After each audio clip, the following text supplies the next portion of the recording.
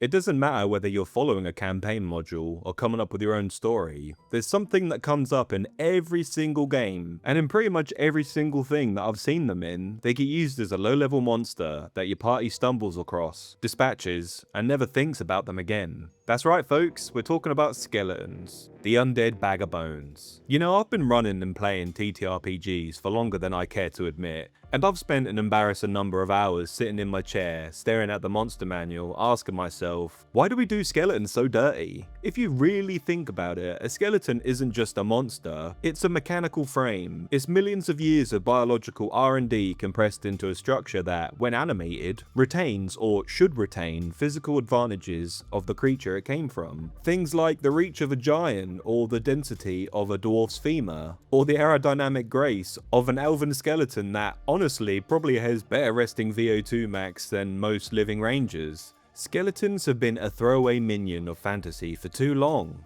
and today we're going to change that. So go grab a drink, take a seat, and let's dive deep into biomechanics and material science, labor economics, architecture, and the surprisingly rich psychology of bones. I probably sound crazy, but by the end of this video, you're never going to look at skeletons the same way ever again. Let's start with the fundamentals. A skeleton, in the terms we're going to be using it as, is an animated mechanical frame that preserves the physical properties of its biological origin. What I mean by this is, if you raised a halfling skeleton and a minotaur skeleton and just gave them both swords in the same stat block, you are wasting an extraordinary amount of potential. These are different machines. They have different leverage and different reach and different bone densities, even a different center of gravity.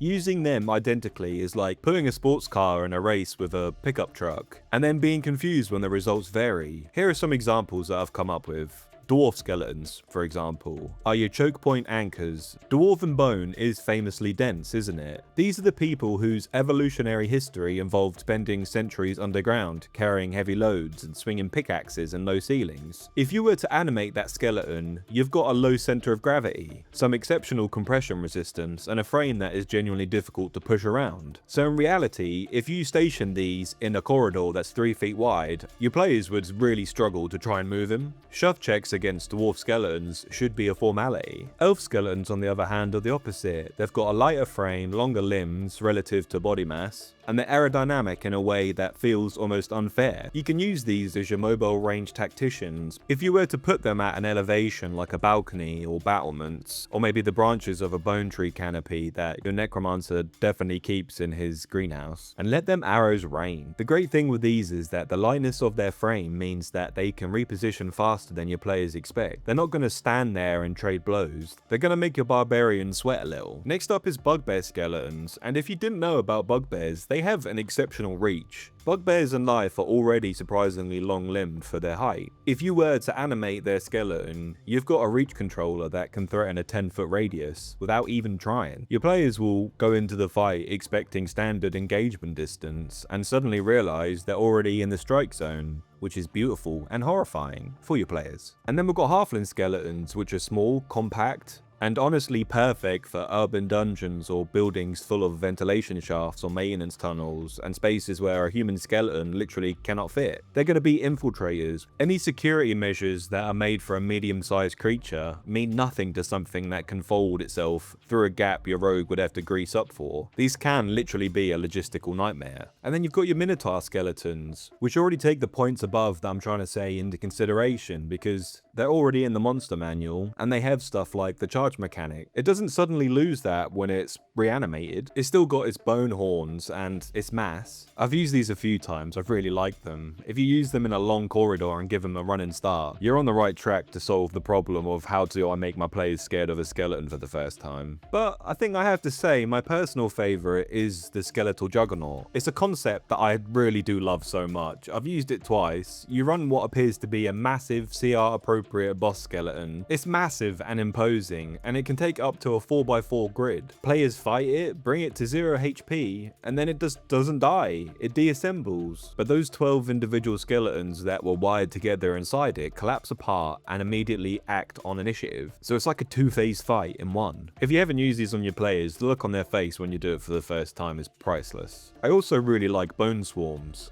which are CR10 bosses built from hundreds of fused bones that can use Death's Embrace. They wrap themselves around the player characters, restraining them, and use their bodies as a physical shield against attacks from allies. So basically, the other PCs have to decide whether they really care about the wizard enough to not hit him and potentially hurt him, you know? Now let's get a little weird. One of the things that makes skeletons uniquely interesting as a creature type, and I don't feel like a lot of people use it, is independent pieces. Basically, the parts still work when they're separated, and I can already see the cogs turning in your brains. The implications are endless. Things like a security skull, which is a detached head placed in an obscure nook at the top of a wall, behind a bookcase or wedged in a gargoyle's mouth. It functions as the perfect remote sensor for a necromancer. It has no body to portray its presence, with shuffling footsteps. It cannot be spotted by a perception check because it makes no noise. It watches. Your necromancer knows the party's entered the vault 6 seconds after it's happened, and the players had no idea it was there, because who's gonna search a gargoyle's mouth? Or assume that a skull is anything other than just a skull from a dead person. Another brilliant idea is a grappling arm. A skeleton mid-combat detaches its own arm, which independently grapples a distant target and drags them into range. And there's also the concept that the game Never Dead explored, which honestly deserved a better game built around it. No offense, Never Dead. The head-only infiltrator, which is a skeletal agent that has deliberately shed its body to roll through spaces no one expects a threat to come from. It's absurd, and it's also genuinely tactically interesting. A door that's sealed with a portcullis is impassable to a skeleton, not to a sneaky little skull though. Another great example from a game, which is Skull the Hero Slayer, they introduced a mechanic I think more tabletops should steal outright, which is skull swapping. The core idea is that the skull is where the capability lives, so you can swap into a wolf skull and you gain predator senses and enhanced speed, or swap into a minotaur skull and then you get the raw power of that lineage. It's such a sick idea. The body is the infrastructure, the head is an upgrade slot. For an NPC necromancer with access to a collection of monster skulls, this is both terrifying and deeply interesting from a world-building perspective. Hey guys, what's in that vault? Why does the necromancer have 17 skull varieties? What is she building? I also love the play dead mechanic from Divinity Original Sin 2. It's basically a skeleton that, as a reaction, can drop to the floor and fake inactivity, effectively dropping aggro and then removing itself from tactical consideration until the moment is just right, and then it strikes at the perfect moment. Your players will trust nothing. And here's another one that I thought of. Bony fingers. A skeleton's fingers are literally bone. They are essentially infinite built-in lockpicks. They don't break under tension the way that a metal pick does. A necromancer whose servants can bypass any lock without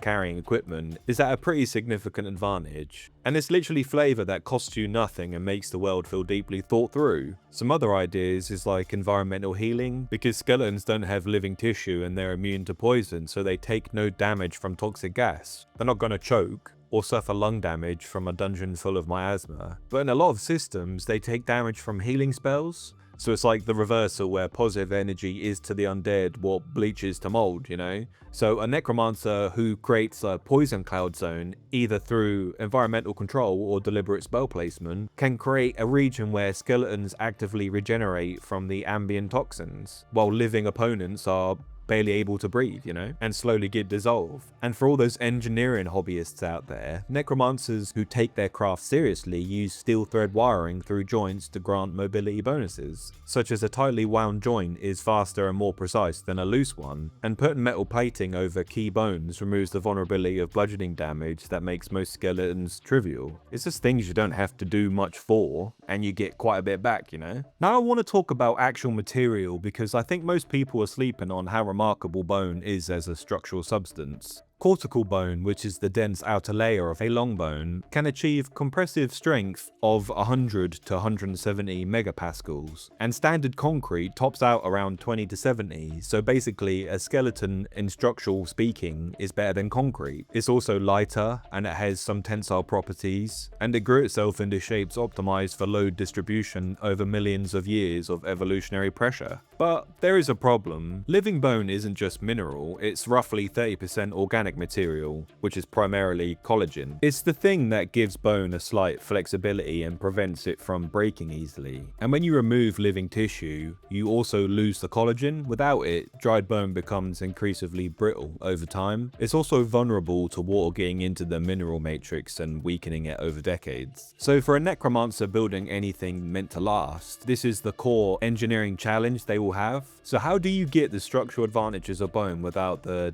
problems? Well, you've got prefabrication, which is one answer. Basically growing bone in controlled conditions and then cutting them into pieces and assembling structures the way you'd use bricks, for example, except they'll be bolted together with hermetic seals that exclude moisture. But then the joints become a problem, but a clever necromancer solves it in the same way as any architect would, by distributing the load. Another solution would be to use interlocking shapes. Growing bone can be shaped into forms that lock together the same way puzzle pieces do, and they'd be more stable under lateral load, and you don't need mortar. Chemical resins are probably the most interesting solution. If you were to infuse a bone structure with non-conductive resin, it becomes immune to lightning, which is genuinely useful in a world where wizards exist. But tar-based coatings provide cold resistance, although you now have a flammable structure, which creates its own interesting risk.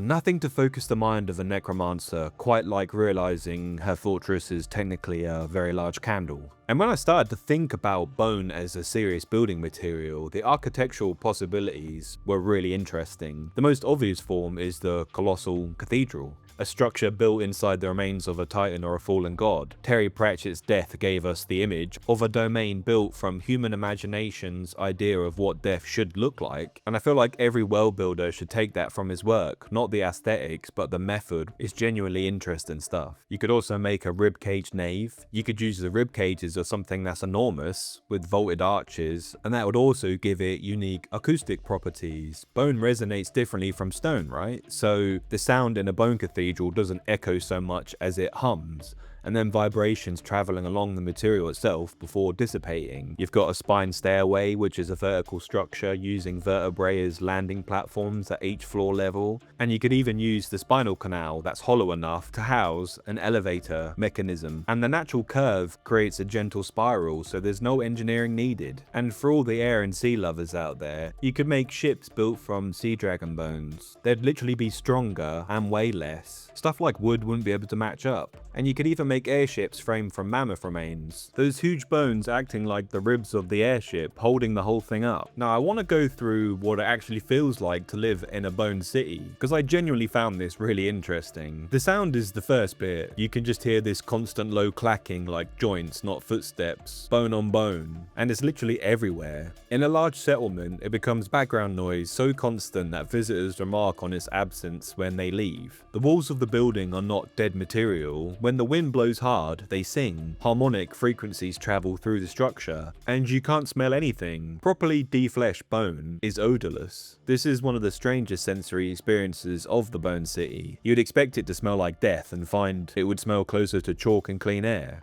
And Terry Pratchett describes in Death's Domain a library where the accumulated hiss of falling sand makes a sound that roars like the sea. Apply that energy to your setting. What does it sound like when 10,000 years of accumulated bone knowledge resonates? And what does silence mean in a place where everything vibrates? And not only do skeletons not smell, they're also sterile. They carry no pathogens and they can't transmit diseases. They don't decompose further and they don't sweat or eat. So imagine what a labor force of these could do. Imagine a deep shaft mining force that is immune to toxic gas, can work in low oxygen areas, and doesn't need to come back up for food. You could send a skeleton into a shaft where no living person could survive and have it work indefinitely. It doesn't even need rest breaks. You've also got 24/7 agriculture, harvest cycles that are unaffected by heat stroke and exhaustion or the need for sleep. A skeleton with a scythe harvests through the night while living workers sleep. It's a lot of productivity, but ethically is pretty bad, which means it's perfect for a world-building conflict. The economic systems that come out of this are where I think the richest narrative territory lives. Take Andrea Stewart's The Bone Shard Daughter. It introduced a bone shard economy, a system where magic is powered by shards taken from the living population and then used to animate constructs. The horrifying implication being that every animated worker represents a piece of someone who still lives, but they're slowly diminishing. You've also got death constructs contracts, people who sell the future rights to their remains in exchange for survival now. Kinda like making a deal with the devil, I guess. But instead of your soul, you're borrowing against your skeleton, and your children and your grandchildren will watch you harvest someone's field for a century, and they cannot buy you back. For real-world parallel examples, Carneth and Eberron treats its undead soldiers as loyal veterans, like patriotic tools, heroes who continue to serve on. These are not enslaved dead by any means, they're the honored dead who choose continued service. Compare that to the Erenial's deathless, ancestors sustained by positive energy and genuine devotion, maintained through the will of those who love them. It's the same sort of outcome, but radically different ethics, and they'll both hit your players differently. And before we get on to the narrative skeletons, I want to spend a moment on what skeletons mean because of the richness of our real world relationship, and I feel like it's something that fantasy keeps leaving on the table. The city party's skeletal deities in the Tibetan Buddhist symbolism are not considered figures of dread. They perform an ecstatic dance. They're considered wisdom protectors, embodiments of accepting impermanence, figures who celebrate liberation from fear rather than being objects of it. If you were to give these philosophical cues to an undead culture, it becomes something really unique and feels completely different from normal crypt crawlers. These aren't really the enemies, these are going to be like your sages. The Dance Macabre from medieval European art is one of my favourite pieces of cultural wisdom. Basically, skeletons of every social rank, like Pope, King, Merchant, Peasant, all dancing together, unified in their bony equality, with death as the great leveler, for a game about class and power and inherited status. This is an image worth incorporating. What does it mean when a skeleton of the king and the skeleton of the beggar are indistinguishable? Who controls them now? Does it even matter? A little bit of historical spice that deserves more time at the table. The Roman Larva Convivialis. Small articulated skeleton figurines that were given to banquet guests as a reminder to enjoy life before it ends. Imagine the equivalent in your world, a redefined dinner party tradition where a tiny skeleton is placed at each setting. Kinda weird actually. Victorian hair work, mourning jewelry containing preserved locks of hair from the deceased, and skull-themed pocket watches that represents a culture far more comfortable with death as an intimate presence than our modern sensibility allows. And a world filled with reliable undead labour might develop a similar intimacy, where the boundaries between the living and the dead are more social rather than death being absolute. And another thing that I found really interesting and weird was that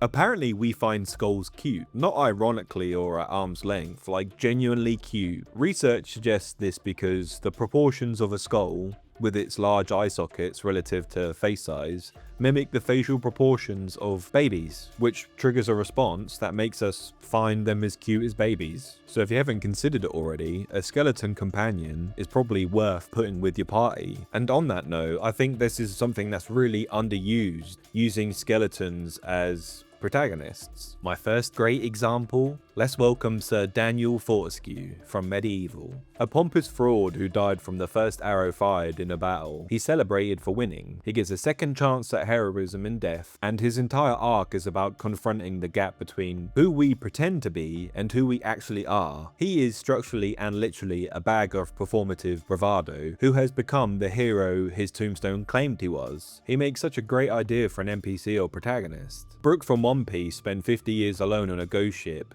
50 whole years. He watched his crewmates die one by one, and when his devil fruit brought him back, there was no one left. He survived through music and laughter, two things that have no real survival value whatsoever, which is exactly why they're the most human response possible. His loyalty to a crew he joined after all that wasn't an obligation, it was his choice. That's what makes him one of the most emotionally resonant characters in the series, and he's a skeleton who makes skull jokes. Can he get any better? Another great but strange take is John Classen's picture book. The Skull features a girl who encounters a skull, is threatened by a pursuing skeletal monster, and ultimately creates a home out of the confrontation. The skull becomes her protector. The destruction of the pursuer becomes an act of relationship. It's so fascinating finding unexpected belonging in the presence of something strange and frightening, which is, when you think about it, what every undead companion story is ultimately about. So here's what I want you to take from this. Skeletons are more than just a bag of hit points or a speed bump, and even if they are, there's more that you can do with them than just looking at a stat block. Give them some personality, give them a race, Use that race to their advantage, make it more interesting. Think about how skeletons actually function. Give them interesting perks like the security skull, being able to take limbs off, the grappling arm, or give them healing perks when in toxic gases. When you're building your Necromancer or a city made of bones, look at the structure and try and think of interesting things you can do with it. Think of the implications that a skeleton can have to your world, what they can be used for beyond just being a bag of bones, and how this could change the way that your world functions, or sees and believes about the dead, or just make a cool NPC out of one of them. There's plenty of material out there to get the ideas flowing. So how do you use skeletons in your games? Have you ever used them for anything more than just a one-off encounter?